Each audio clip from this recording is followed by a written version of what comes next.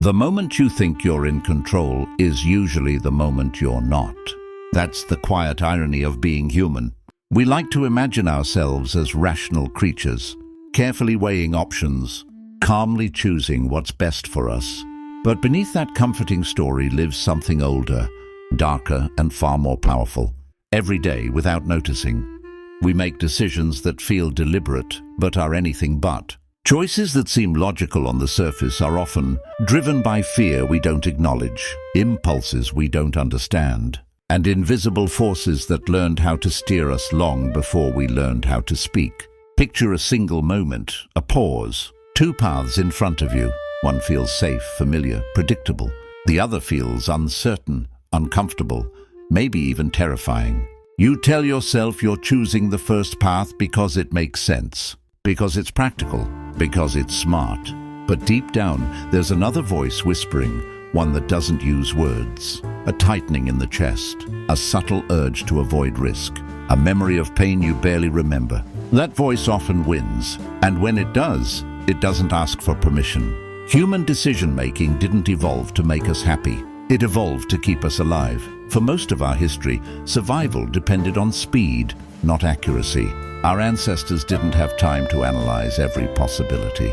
They reacted. They assumed the rustle in the bushes was a predator. They followed the group even when the group was wrong.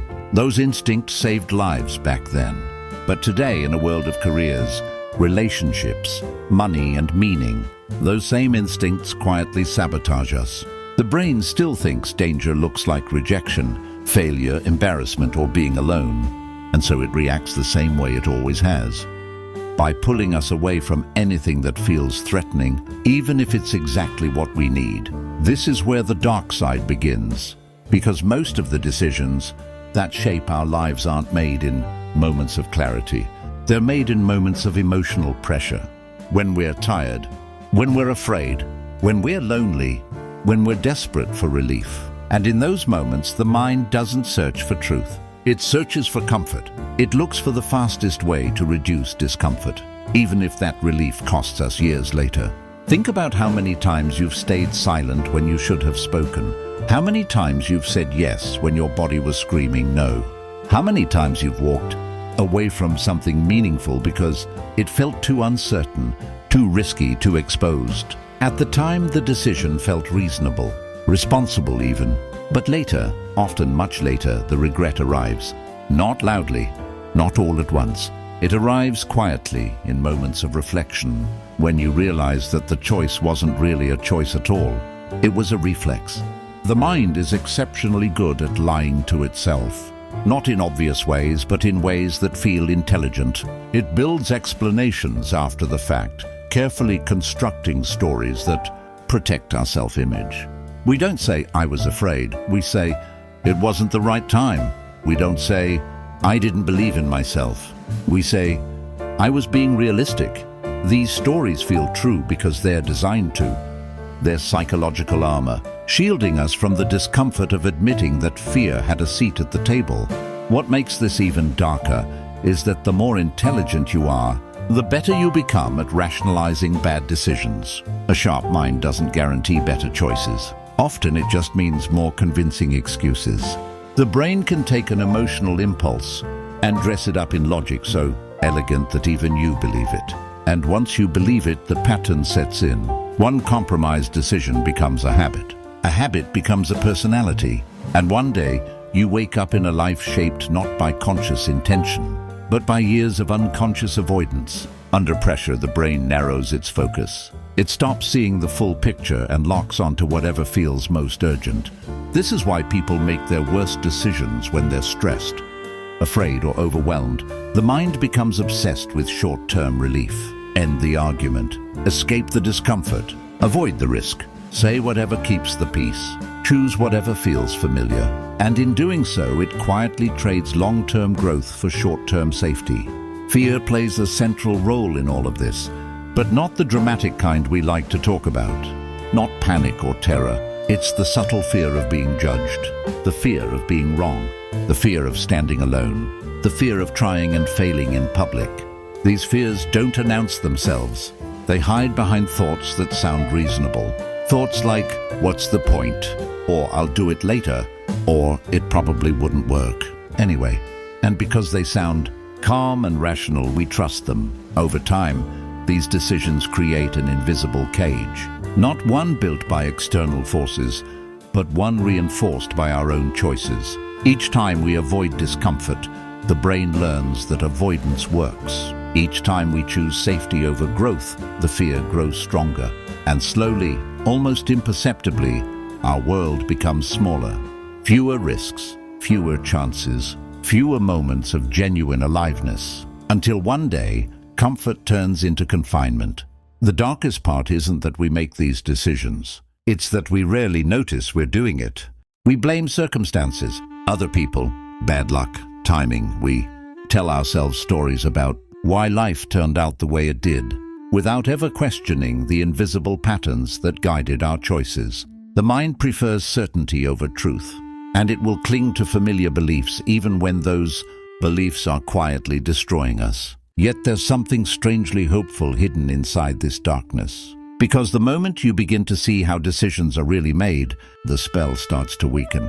Awareness doesn't instantly change behavior, but it creates a pause. And in that pause, something powerful becomes possible. You start to notice the sensation in your body before a decision, the tightening, the urge to retreat, the sudden flood of justifications. And instead of obeying it automatically, you observe it. That observation is uncomfortable. It strips away comforting illusions.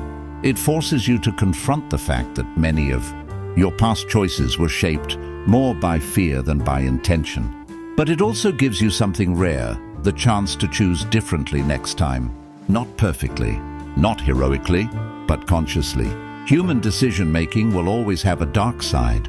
We are emotional creatures trying to think our way through a world that constantly presses on our deepest insecurities. We will always feel the pull of safety, the seduction of avoidance, the relief of choosing what hurts less right now.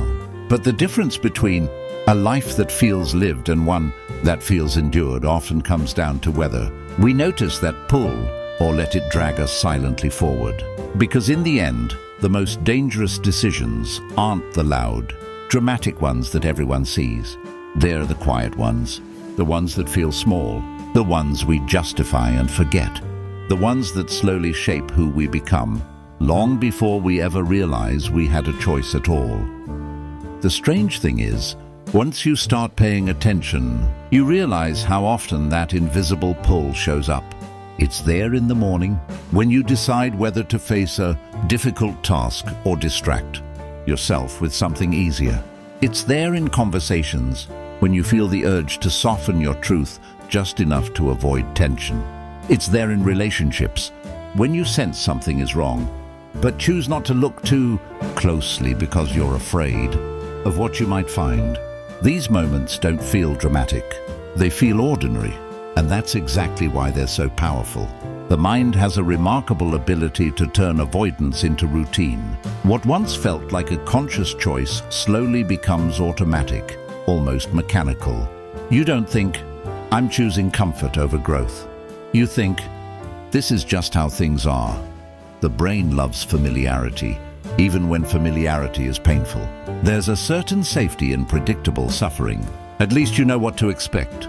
The unknown, on the other hand, feels like standing at the edge of something vast and uncontrollable. And so, without realizing it, you keep choosing the same patterns, the same reactions, the same outcomes, all while telling yourself that change will come someday, just not today. Underneath all of this lies a deeper illusion, the belief that we are the authors of our thoughts. We experience a thought and it feels like it belongs to us, like we consciously chose it. But most thoughts arrive uninvited. They surface from old memories, conditioned responses, emotional associations built over years. A single smell can pull you into the past. A tone of voice can trigger a defensive reaction before you even understand why. And in those moments, decisions are made so quickly that consciousness only arrives afterward, stepping in to explain what's already happened. This is why hindsight feels so cruel. Looking back, everything seems obvious. The red flags were there, the patterns were clear, the consequences almost predictable. But at the moment of choice, the mind was flooded with emotion, narrowing its focus, distorting reality. We didn't see the full landscape. We saw only what our fear allowed us to see.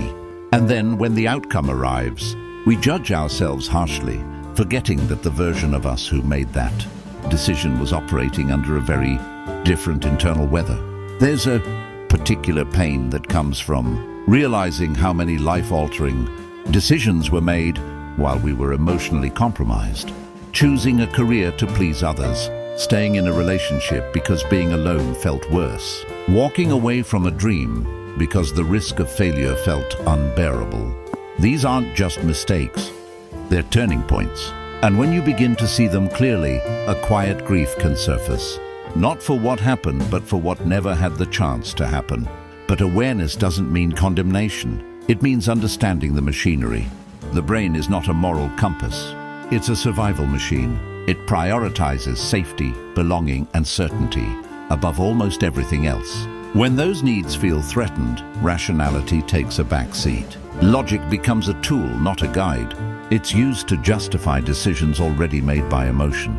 And the more threatened you feel, the more convincing those justifications become. This is especially dangerous in moments that feel urgent. Pressure accelerates everything.